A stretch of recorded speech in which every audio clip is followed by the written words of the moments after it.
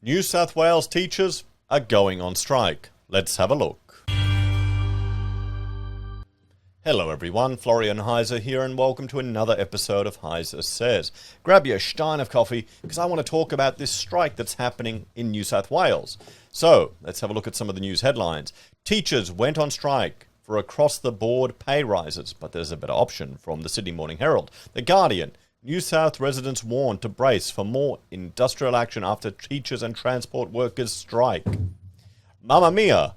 I was at the teachers' strike this week. These are the stories you're not hearing. Sydney Morning Herald, teachers' strike is a sign of a failing system. The Guardian, PM denounces Christian... Oh, what the hell? Infowars got in there for some reason.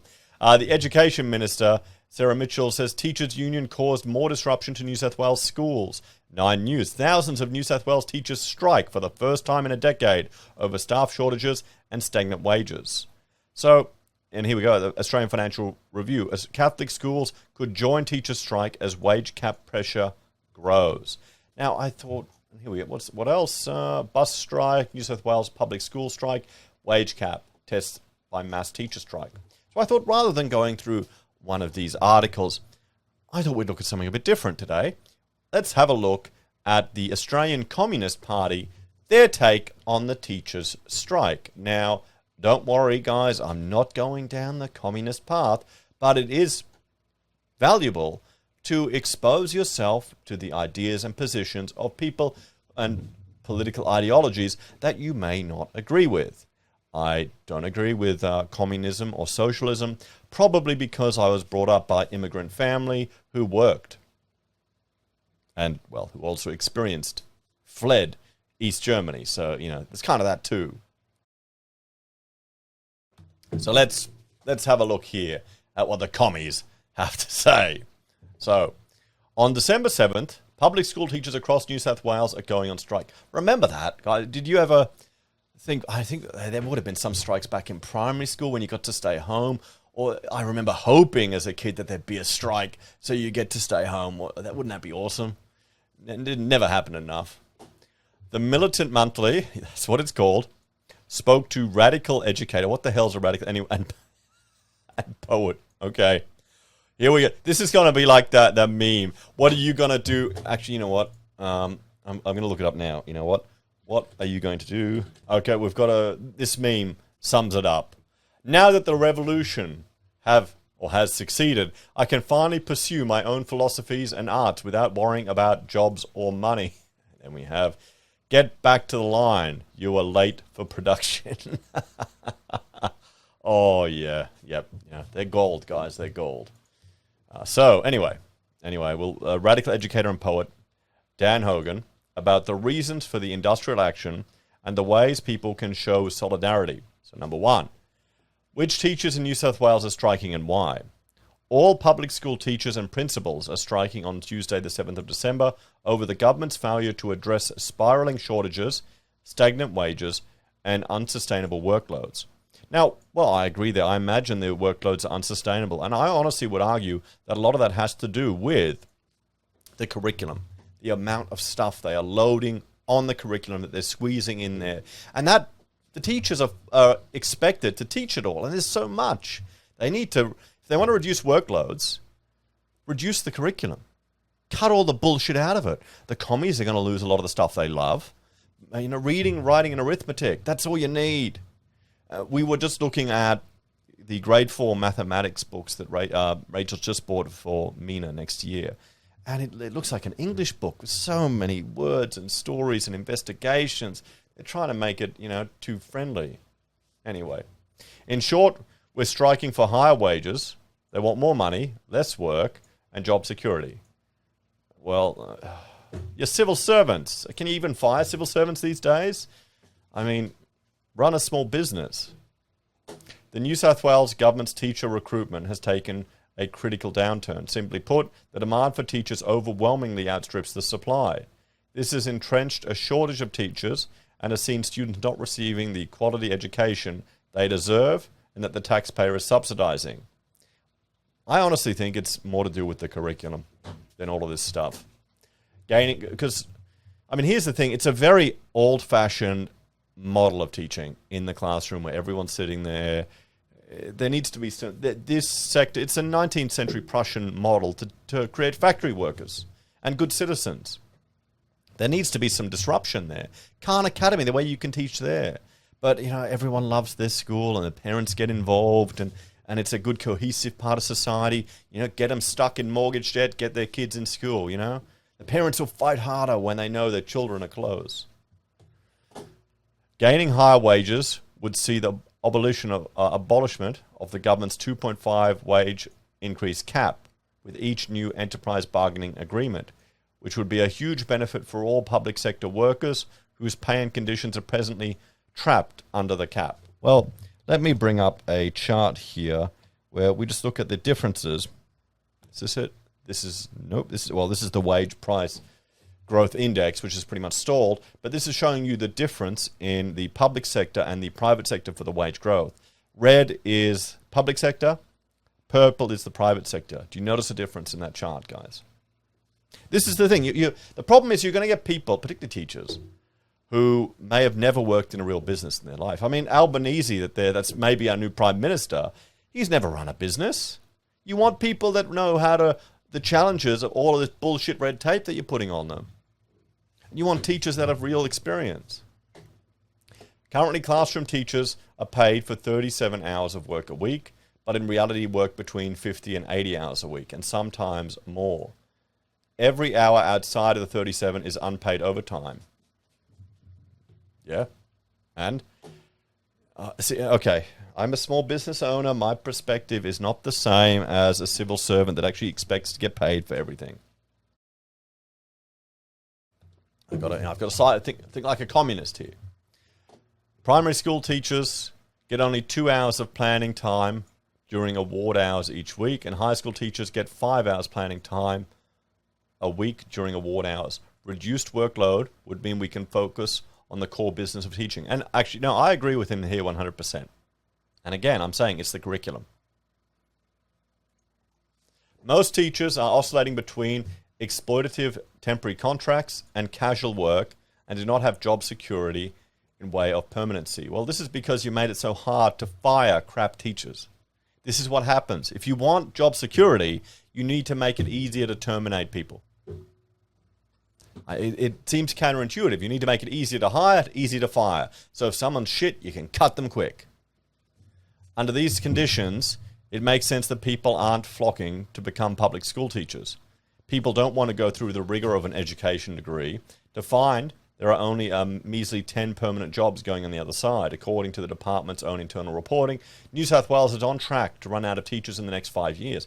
Well, also, who wants to put up with the culture there, the environment there? I mean, would you want to be a male teacher? Could you imagine? The school that we're in, this and said school, so many male teachers are going there, getting out of the public system.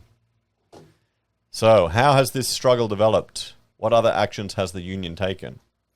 The struggle, it's always the struggle. The struggle has been developing over 10 years since 2011. There is a direct link between the Liberal government's introduction of austerity measures and the 10 years of declining learning outcomes that have followed it. I mean, chucking more money at this. What about, we had the building education revolution and it's done bugger all with our education results. They've gone down. So they're right.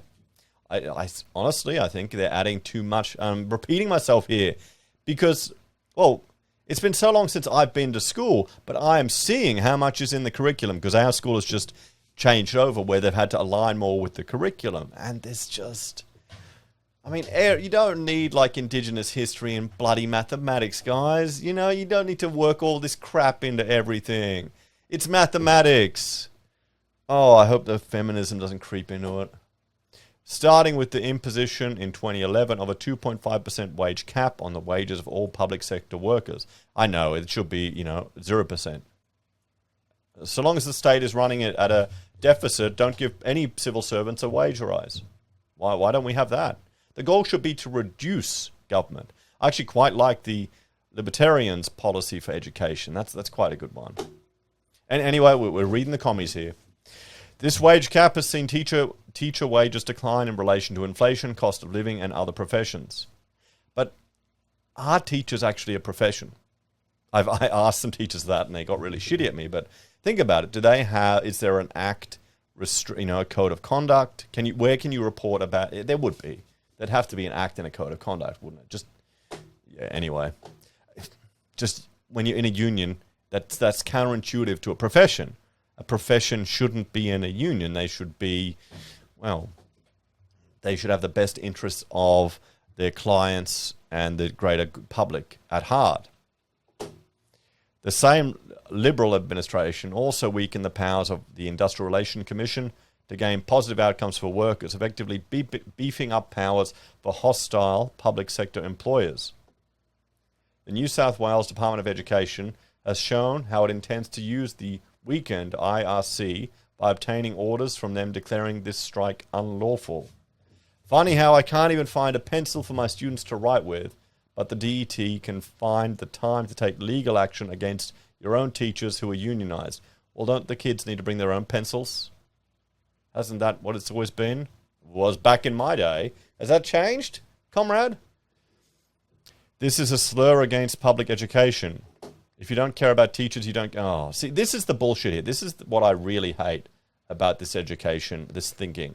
The teachers will manipulate parents emotionally. If you don't care about us, you don't care about the kids. If you're not paying me so much, you don't care about the kids.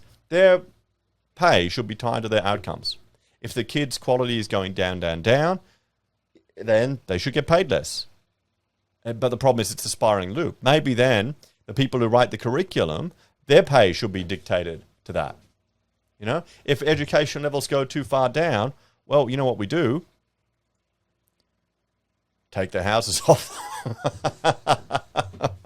No, we shouldn't do that. Anyway, so I need to think like a communist. We're striking. The Department of Education needs to spend less taxpayer money on useless announceables, endless PR, HR, and litigation campaigns against its own unionized teachers, and more on wages for teachers, reducing workload, replacing exploitative temp contracts with permanency, and way more resources for students. There's a direct link between the department's decade of austerity measures and a decade of declining learning outcomes.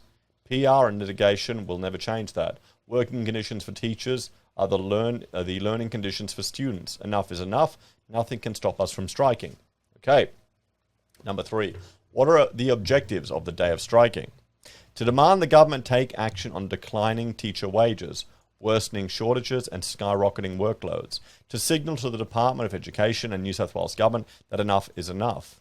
The teacher shortage is real, and if the government is serious about fixing its decaying education system, it needs to start by increasing teacher wages beyond the wages cap, giving teachers more planning time and remove pointless admin tasks from the workload.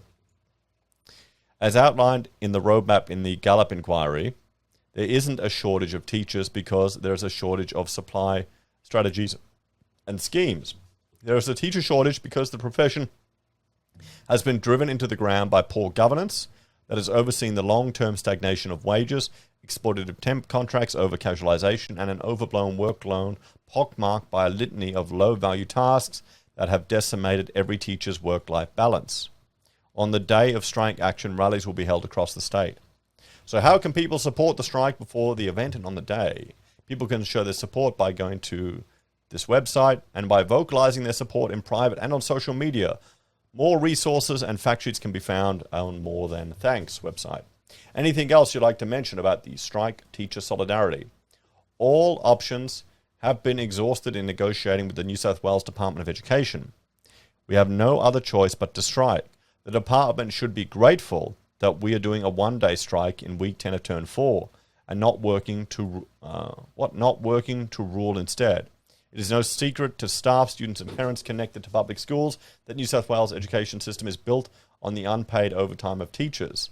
The Department of Education's decade-long austerity project has driven teachers out of the profession en masse, acting as a deterrent to ward off new talent and creating a teacher shortage. Not only has the department's modus operandi of making teachers work more for less wages or no wages at all degraded the working conditions of teachers, it has also overseen a decline in positive education outcomes for students. The department is yet to acknowledge the direct link between the working conditions of teachers and learning outcomes for students. And this is despite the department spending millions of taxpayer dollars on consultancy firms like Deloitte and PwC to solve recruitment poverty. Solidarity forever. At the end of the day, we are striking because if the government doesn't care about teachers, it sure as hell doesn't care about kids.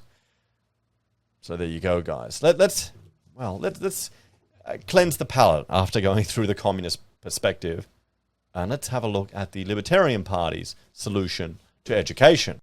So let's have a look what was shared by Campbell Newman, giving a little bit of insight into the LDP's platform. So the Liberal Democrats believe education should be the responsibility of the individual and not the state. Fantastic. We will allow schools to opt out of the national curriculum. Yes, 100%. Boom! Your workload issue is gone. Right there. Reform universities, abolish centralized testing, and support home co-ops. We must begin funding students, not schools, and our universities must be reformed. Now, here's the thing with the LDP. Have a look at some of their policies, and we'll go through them on my other channel. But this stood out to me. Okay, we've got the communists bitching and moaning, saying if you don't care about teachers' wages, you don't care about students. You've got the Liberal Democrats saying it's about the student, not the schools. Okay, it should be the responsibility of the individual, not the state. I honestly think this is the solution right here. This is what the communists need to look about. They need to remove their socialist thinking, their backward, primitive ideologies, and adopt a more individual-centered liberty approach. And understanding that it should be about the individual, not about the collective. Can you see it happening, guys? So, anyway, thank you for watching this episode, everyone. Let me know what you think in the comments. I'm going to link to an interview with the last principal of my child's school, just sharing some of his story. And I think it's quite an insight, guys. So it's a bit of an older video. Check that out if you haven't seen it. Take care, everyone. Have a great day, and I will see you next time.